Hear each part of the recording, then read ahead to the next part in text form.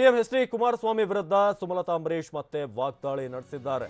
ಶಾಸಕರಾಗಿದ್ದವರು ಸಚಿವರಾಗಿದ್ರು, ಶಾಸಕರಾಗಿದ್ರು, ಮುಖ್ಯಮಂತ್ರಿ ಆಗಿದ್ದಾರೆ. ಆದರೂ ಕೂಡ ಆ ಕುರ್ಚಿಗೆ ಬೆಲೆ ಕೊಡ್ತಿಲ್ಲ, ಗೌರವವನ್ನ ಕೊಡ್ತಾ ಇಲ್ಲ ಅನ್ನೋದು ಮಾತನ್ನ ಮತ್ತೊಮ್ಮೆ ಈಗ ಸುಮಲತಾ ಅಂಬರೀಶ್ ಅವರು ಎಚ್.ಡಿ. ಕುಮಾರಸ್ವಾಮಿ ಅವರ ವಿರುದ್ಧ ವಾಗ್ದಾಳಿಯನ್ನ ನಡೆಸಿರೋದು. ನನ್ನ ವಿರುದ್ಧ ಏನೆಲ್ಲ ಮಾತನಾಡಿದ್ರು ಅಂತ ಕೂಡ ಸುಮಲತಾ ಅಂಬರೀಶ್ ಇದೇ ಸಂದರ್ಭದಲ್ಲಿ ಹೇಳಿದ್ರು.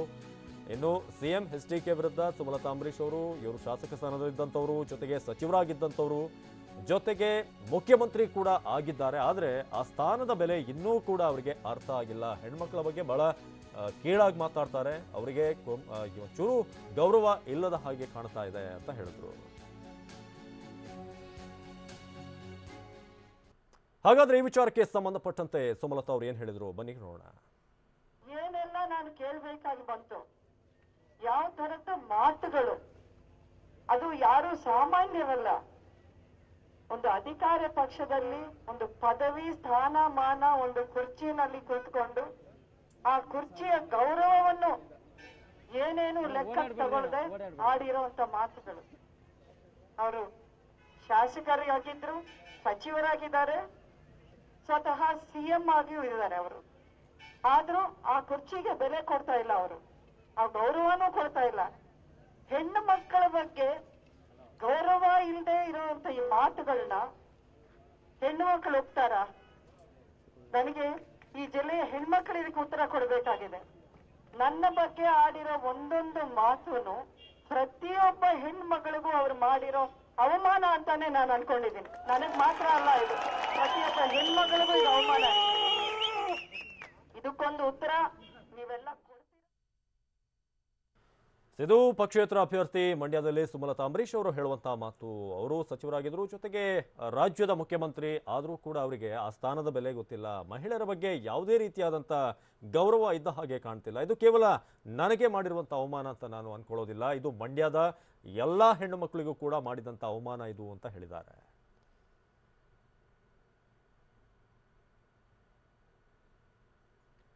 ಇನ್ನು ಏಪ್ರಿಲ್ 18ರಂದು ಮಂಡ್ಯ ಲೋಕಸಭಾ ಕ್ಷೇತ್ರದ ಚುನಾವಣೆ. ಸಿಎಂ ಎಚ್.ಡಿ.ಕೆ ಹೇಳಿಕೆ ಮಹಿಳೆಯರಿಗೆ ಮಾಡಿರುವಂತಹ ಅವಮಾನ ಅಂತ ಹೇಳಿದ್ರು.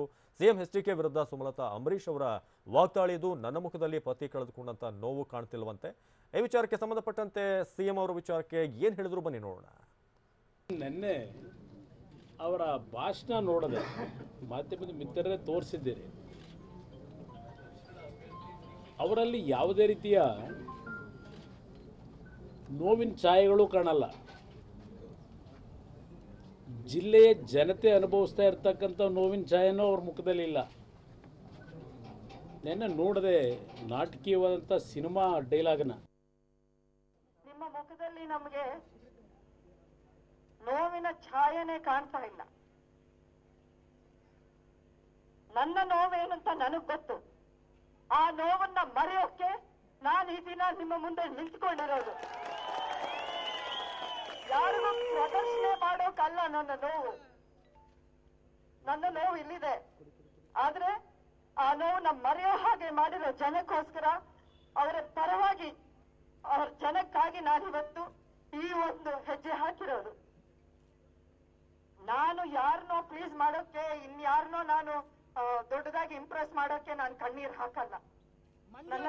ನನಗೆ ಅನುಕಂಪ ಬೇಡ, ನಿಮ್ಮ ಪ್ರೀತಿ ಆಶೀರ್ವಾದ ಇದ್ರೆ ನನ್ಗೆ ಅಷ್ಟೇ ಸಾಕು. ಇದೊಂದೇ ನಾನು ಕೇಳ್ಕೊತಾ ಇದ್ದೀನಿ. ನನ್ನ ಮೇಲೆ ಅನುಕಂಪ ತೋರಿಸ್ಬೇಡಿ. ನನಗೇನು ಆಗಿಲ್ಲ. ನನ್ನ ಜೊತೆಲಿ ಇವತ್ತು ನೋಡಿ, ಕಾಂಗ್ರೆಸ್ ಕಾರ್ಯಕರ್ತರು ಬಹಿರಂಗವಾಗಿ ಬಂದು ಧೈರ್ಯದಿಂದ ನನಗೆ ಸಪೋರ್ಟ್ ಕೊಡ್ತಾ ಇದ್ದೀರಾ. ನಿಮ್ಮೆಲ್ರಿಗೂ ನನ್ನ ಧನ್ಯವಾದಗಳು. ಕರ್ನಾಟಕ ರಾಜ್ಯ ರೈತರ ಸಂಘ ನನ್ನ ಜೊತೆಲಿದೆ. ಅದು ನನ್ಗೆ ಒಂದಷ್ಟು ಶಕ್ತಿ. ಅದು ಬಿಜೆಪಿನವರ ಬೆಂಬಲ ಇದೆ. ಇಷ್ಟೊಂದು ಶಕ್ತಿ ಒಂದೇ ಅಭ್ಯರ್ಥಿಗೋಸ್ಕರ ಒಂದೇ ಸಲ ಕೆಲಸ ಮಾಡೋದು ಬರೀ ಮಂಡ್ಯ ಜಿಲ್ಲೆಯಲ್ಲಿ ಇದೊಂದು ಇತಿಹಾಸ ಅಂತ ನಾನು ಅನ್ಕೊಂಡಿದ್ದೀನಿ. ಬೇರೆ ಎಲ್ಲೂ ನಡೆಯಲ್ಲ ಇದು.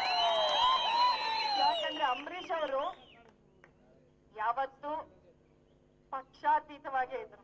ಅವರನ್ನ ಎಲ್ಲಾ ಪಕ್ಷದವರು ಪ್ರೀತಿಸ್ತಾ ಇದ್ರು. ಅವರು ಎಲ್ಲಾ ಪಕ್ಷದವರನ್ನು ಸ್ನೇಹ ಮಾಡಿಕೊಂಡು ಆತ್ಮೀಯ ಸಂಬಂಧಗಳು ಬೆಳೆಸ್ಕೊಂಡಿರೋರು. ಅವರು ಅವ್ರಿಗೆ ಅಜಾತ ಶತ್ರು ಅಂತಾನೆ ಹೆಸರು, ಯಾಕಂದ್ರೆ ಅವ್ರು ಯಾವ ಶತ್ರುನೂ ಇಲ್ಲ. ಆದ್ರೆ ಇವತ್ತು ಅವ್ರು ಇಲ್ಲ ಅನ್ನೋ ಕಾರಣಕ್ಕೆ, ನಾನು ಇಲ್ಲಿ ಸ್ಪರ್ಧೆ ಮಾಡ್ತೀನಿ ಅನ್ನೋ ಕಾರಣಕ್ಕೆ ನನ್ನ ವಿರುದ್ಧ ಅದು ಏನೇನ್ ಮಾತುಗಳು, ಅದಕ್ಕೆಲ್ಲ ಉತ್ತರ ನನಗ್ ಕೊಡೋಕೆ ಇಷ್ಟ ಇಲ್ಲ. ಅದಕ್ಕೆಲ್ಲ ಉತ್ತರ ನೀವೇ ಕೊಡ್ತೀರಾ ಅನ್ನೋ ಆಸೆ ನನಗೆ, ಬೇರೆ ಯಾರು ಬೇಕಾಗಿಲ್ಲ. ಯಾರಿಂದಾನು ಯಾವ ಸರ್ಟಿಫಿಕೇಟ್ ನನಗೆ ಬೇಕಾಗಿಲ್ಲ. ನಾನು ಇವತ್ತು ನೋವು ತೋರ್ಸ್ಕೊಳಲ್ಲ, ಯಾಕಂದ್ರೆ ನಾನು ಮಾತು ಕೊಟ್ಟಿದ್ದೀನಿ ಅಭಿಮಾನಿಗಳಿಗೆ, ನಾನು ಮಾತು ಕೊಟ್ಟಿದ್ದೀನಿ. ಅವ್ರು ಬಂದು ನನ್ನ ಹತ್ರ ಕೇಳಿದಾಗ ನಿಮ್ಮ ಕಣ್ಣಲ್ಲಿ ನಾವು ನೀರು ನೋಡಬಾರದು ಅನ್ನೋ ಮಾತನ್ನ ನನಗೆ ಹೇಳ್ತಾ ಇದ್ರು.